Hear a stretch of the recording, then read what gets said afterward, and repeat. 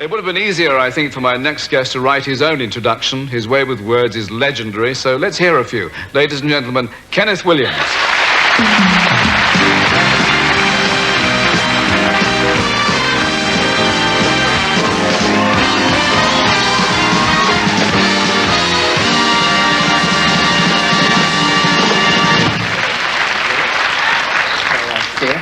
Yes, rotten coming on after commercial break. It's rotten because you start from scratch, don't you? And I'm very lucky to be here at all, I can tell you about scratch, because they shoved me in this hospital and they gave me this barium thing, you know, tube. They put a tube up the rear. And then they shove all this lotion, or whatever it is, up and photograph its progress through your innards. You know? And I was wincing more than one occasion, and eventually this man, who's, a doctor, who's conducting it all, kept saying, hold it in, hold it in. You know, this is very valuable equipment and all. They're all sitting on a lens, apparently, of some sort, the camera. And he said eventually, Mr. Williams, you have a spastic colon. So I've come into money. And I said, yes, well, what happens? What can you do about it? One presumes from paying all this money, Harley Street specialist, you know, is there nothing we can do about it? I said, what? No, nothing. It's like cramp, you know. Men get the cramp. Women get the cramp. People, we tell them, get up and walk about, exercise the muscles, but there's nothing we can do.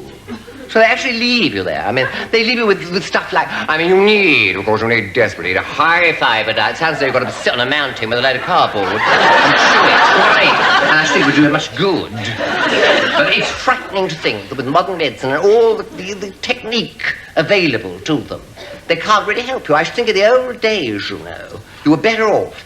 Because nowadays, they're all specialists. Everyone's becoming better and better, and less and less. And eventually someone's going to be superb at nothing. That's what's going to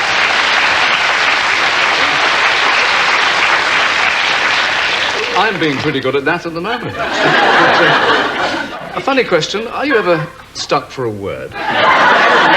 No, I'm not, but then no actor would be, because you're brought up on some marvellous vocabularies, aren't you? I mean, whether it's Shakespeare you're performing in, and I was doing all that sort of thing in rep, Shakespeare, Ibsen, Chekhov, Bridie. I mean, those sort of people are using a language which is elegant and enormously infectious. It actually does infect you. I think learning itself is like that. You become infected by it, and if you've got a very good master in the particular subject of school, you're enjoying yourself, then you become better and better at it. Language is your passion, isn't it? Oh, I love it. Oh, yes, an actor uses words like a rifleman uses bullets, and if he's got some to fire, then he's an effective, worker, but rifleman or whatever it is you can do. But if you go on as an actor and you've got no words, no good words to speak, then you are at a loss. But you have a particular way, anyway. Where do you get this extraordinary vocal range from? What is the secret? Oh, I think you hear things from other people, you know, and use their vocal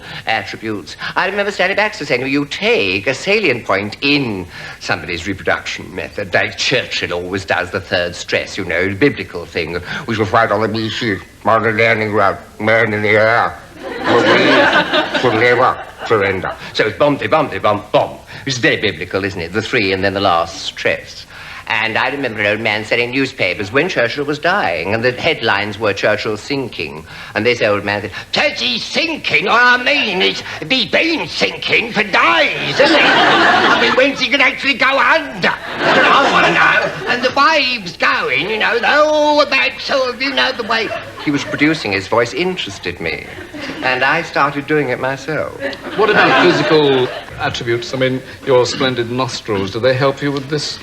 Oh, the nostrils are only like that because I played football in the army. I didn't want to play. I hate exercise. I loathe it. I've avoided it ever since.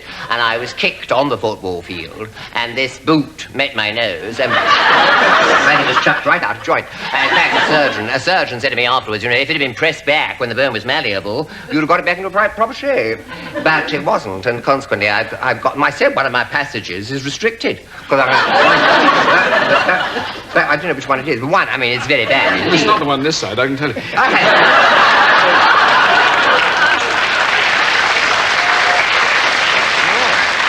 Well, you spoke of the army. Was it a shock to a gentle person like yourself? You're not kidding. I don't...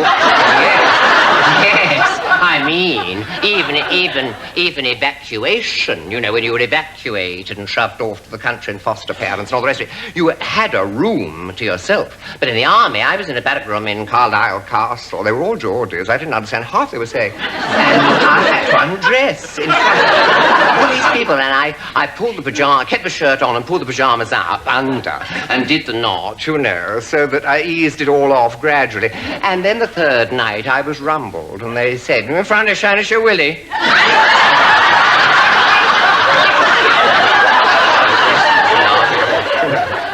And then in a sort of bravado, stung into bravado, I did expose myself.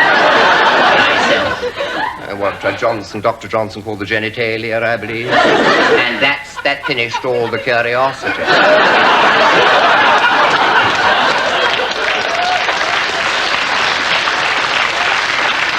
Instant admiration, I suppose. But what about, you say you don't like exercise. You had to go presumably through assault courses. I know, I was so bad, you know. They sent me to a PDC. I don't suppose you know anything about that. PDCs? They were physical development centres. The army had them for those recruits.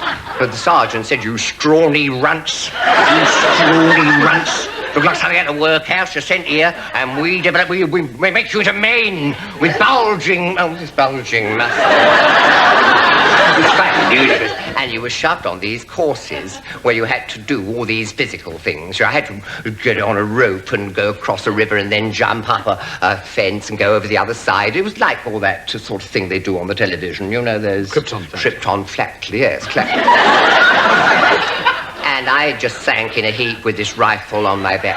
And I just sank down. I thought, I'm not going to do it at all. And this sergeant came by on a cycle. They didn't do any work. They were cycling. And he said, what are you doing the dying swan for? No, I can't go on. I've finished. And he said, rubbish, if you don't do this course, you're here for another 16 weeks and another one until you eventually... I said, I couldn't face that, but I can't do it. And he said, all right, get on my crossbar.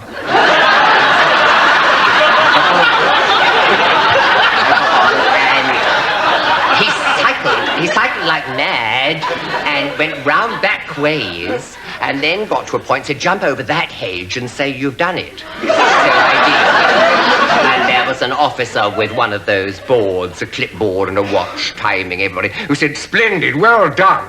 Very well done, Private. Private, you were called. Private, anything but private.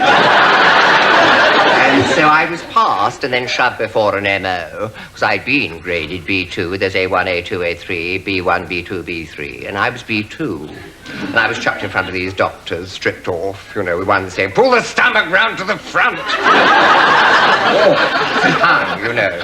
It did rather hang dejectedly. The stomach. My stomach always has. Hung dejectedly.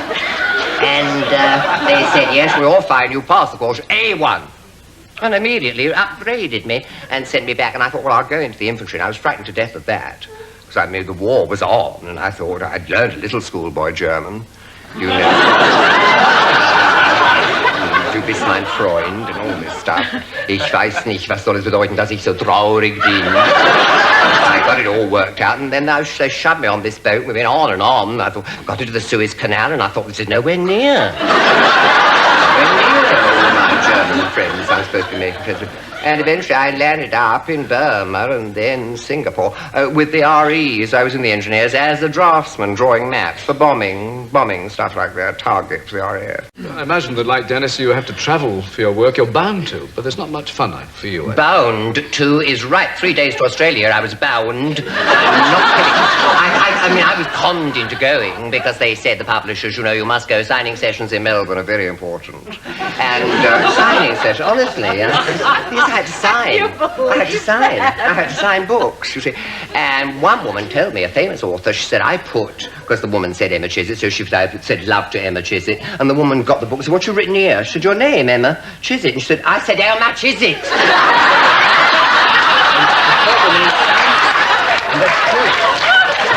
They sent me to Australia, and of course you are 3 days. 3 days on an aeroplane, which wreaks havoc with the bowels because you don't move. You've got to move, haven't you? And I've asked people, and I've said, have you got the laboratories? Of course I've got the laboratories. I know, but the real, no, we're pee, only a pee. Oh, well, only a pee's no good. And that's all they do on aeroplanes. They don't want you to do anything else. Aftershave and stuff in there and lovely smells, but it doesn't do any good. And when I got off the other end, I went on television when I was out there, and they said we have commercial breaks, and I said I shall need every one. I've taken this terrible laxative stuff. I hated every bit of it. So I don't travel much now. When I'm asked to do things, if it's in the locale, I accept. But I'm not going to go tearing off. After all, I'm an old man now. I'm over 60, and you can't play havoc with the body. It's wrong, you know very well it is wrong to send a human being hurtling through space to the other side of the world and expect the whole system to adjust accordingly. But do you like flying? I believe you're not that keen on flying. No, I don't like it. No, it's frightfully snobbish. Isn't it? That's the advantage, I suppose.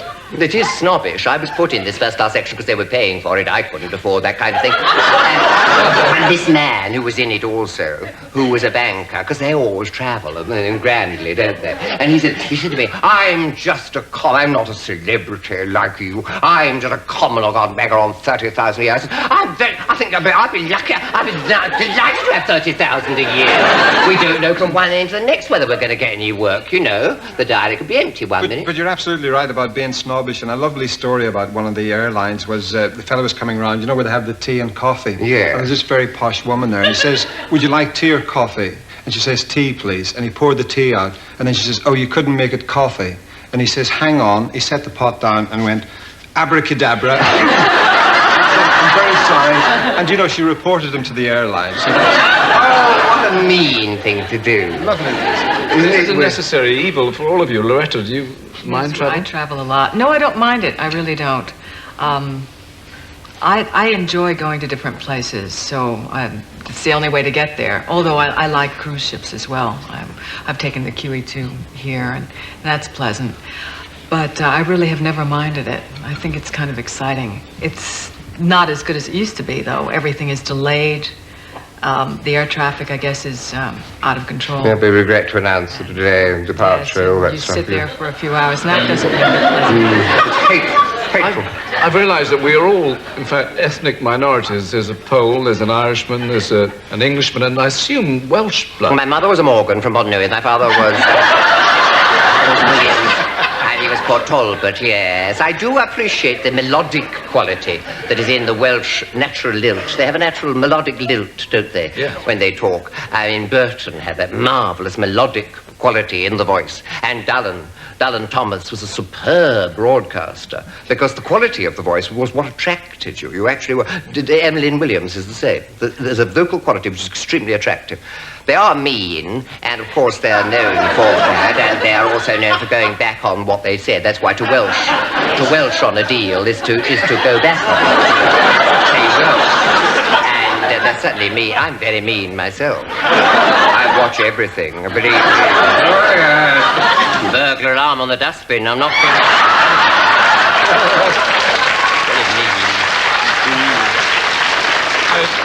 I don't know for what reason it is that you don't have a television set, whether it's you don't like to watch. I wouldn't concentrate on anything, Michael. I can't have a television set in my house because I would never get anything done. I mean, the things I want to do were reading. I finished that Marguerite Yourcenar book on Hadrian. It was absolutely magnificent. I finished Cronin on Napoleon. It was marvelous. I was interested to learn that he didn't have piles at all. Because the doctor told me that he couldn't mount his horse at Waterloo because of the piles.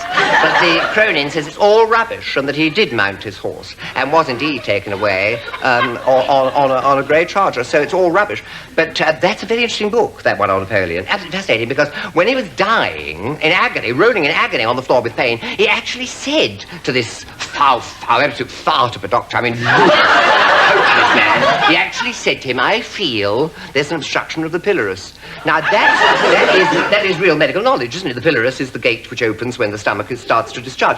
And when the autopsy was done, do you know, they found the cancerous growth was within an inch of the pylorus.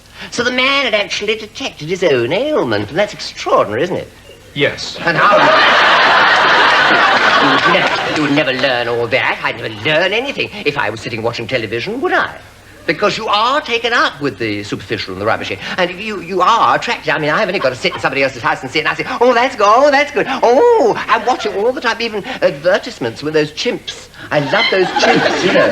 I think it's fascinating stuff. And because it's so fascinating, you get glued. Kenneth Williams, thank you very much indeed. Was that name? And Loretta Swit. And Dennis Taylor.